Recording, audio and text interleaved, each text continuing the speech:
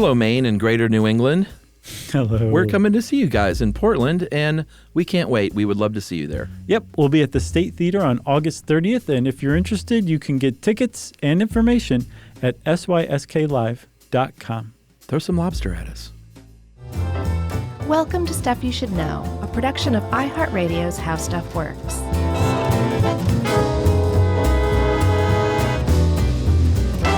Hey, and welcome to the podcast. I'm Josh Clark. There's Charles W. Thrashcore. I'm already regretting this. There's Chuck Bryan over there. Charles W. Chuck Bryan. Mm-hmm. There's Jerry Jerome Rowland. And like I said, I'm Josh. This is Stuff You Should Know. Hey ho, let's go. Exactly. I want to issue a COA off the top here. Okay. To fans of punk music. Get ready to be mad at us. Yeah, please don't beat us up, though. Yeah, here's the thing. Punk is sort of like the hip-hop episode. It's not just music. It's a culture. Sure. It's a movement. And it is so... There are so many tentacles. Alternative tentacles. So many subgenres. So many, like... The more I started getting into it, I was like, why are we even doing this? I had the same feeling. In a single episode. I had the same feeling. Because it can only disappoint. But we're doing it anyway. No, there's a lot of people out there who don't know squat about punk who are going to be like, cool, I'm punk now. I get it. Maybe. And the people who are punk now are going to love us for it. Well, I mean, you know, there are certainly podcasts, I'm sure, that are dedicated to the history of punk. Right. No, I know. And the thing is with a big distinction here between the hip-hop episode and this episode is that the hip-hop episode doesn't beat you up if you show up to their shows and you're not wearing the right thing. That's true. Punk's kind of protective of punk, which makes sense because it's pretty punk, right? Like you can't allow for commercialization of punk or else it stops being punk. Yeah. So by definition, it has to be vigilantly defended and protected. Yeah. But the irony of the whole thing is when you do that, you actually strangle it from becoming anything ever. And you kind of kill punk, strangling it in the cradle, the end. Yeah, and I listened to a lot of music while researching this, and there's just so many things that could possibly fall under the banner of punk, and probably so many real punk fans that will fight you on any of them if you say, like, Right.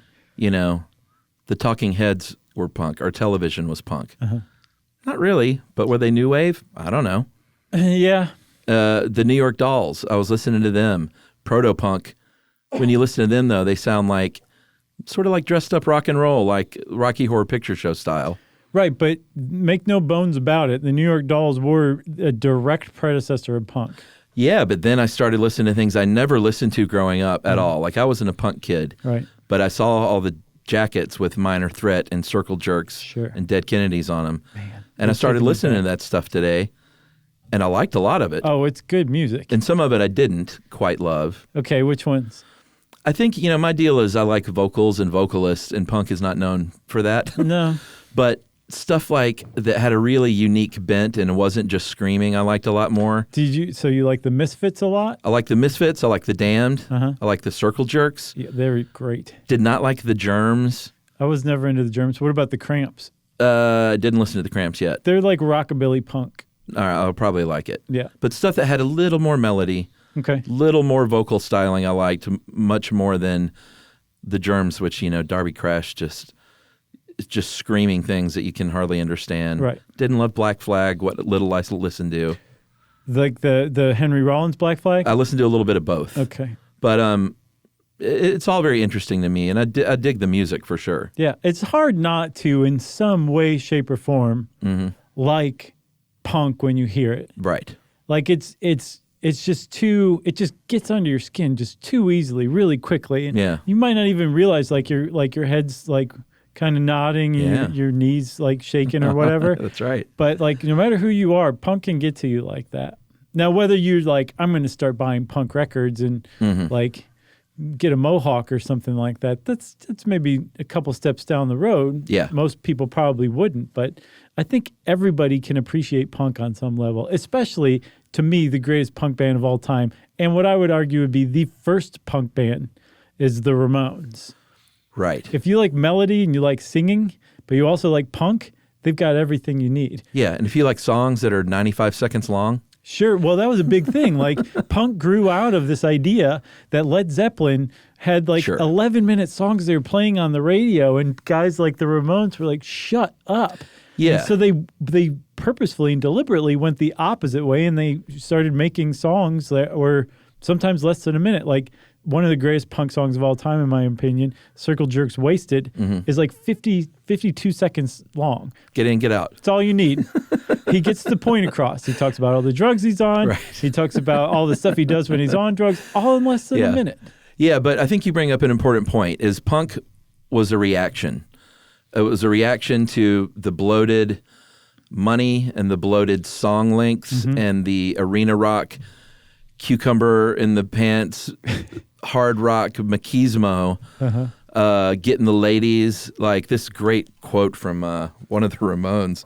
These were kids on the outside. And he said, Johnny Ramone in 1976 in Rolling Stone said, you know, they got together because none of them could get girls. Right. So they all found solace in each other. And he said, girls always wanted to go with guys who had Corvettes.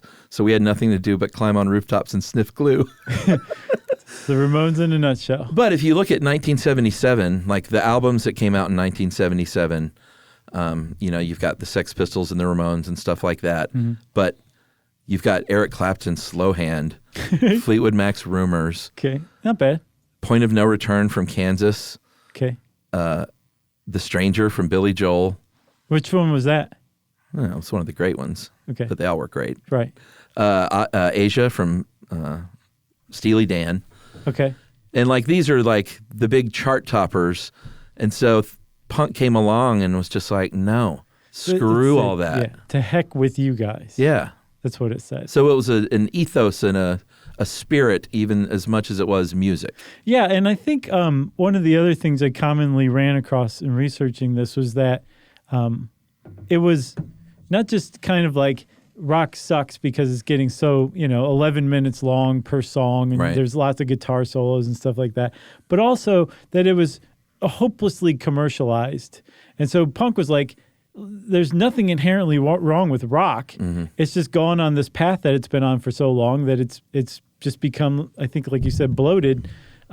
Let's take rock back and scrape away all the bloat and just get back to like the core and the point of it originally, which was rebellion, that was what punk was built on in the late 70s. And the Ramones, again, I will go to my grave saying they were officially the first punk band that ever existed. But there was music that led up to that immediately before it, and even a decade or so before it, that really laid the foundation and the groundwork for bands like the Ramones and the punk the punk music that took off right afterward. Yeah, and you also got to remember that coming into the early 70s where some of these proto-punk bands started, this was coming off of the late 60s and the hippie movement and Nixon and Vietnam.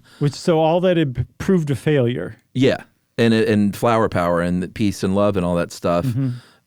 There's still Crosby, Stills and Nash and hanging around, but there's also a younger generation that thumb their nose, or more specifically their middle finger, at that whole generation. Right. And that's what sort of birthed the punk movement. Right. And the proto-punk movement, at least. Right. So I saw the earliest proto-punk band I could find that you could trace a direct line to is actually from Peru. Okay. They were around starting in 1964, Los Secos, Saicos. And if you go listen to a Los Secos song, it's quite clear that this was proto-punk. Did it have the speed? A little bit, yeah. Because I think that's a bit of the distinction. Like there was that whole Nuggets era garage rock of the 60s. Sure. You can hear a little bit of that, but it still didn't have that chugga chugga chugga speed that punk rock would be known for. Yes, it did.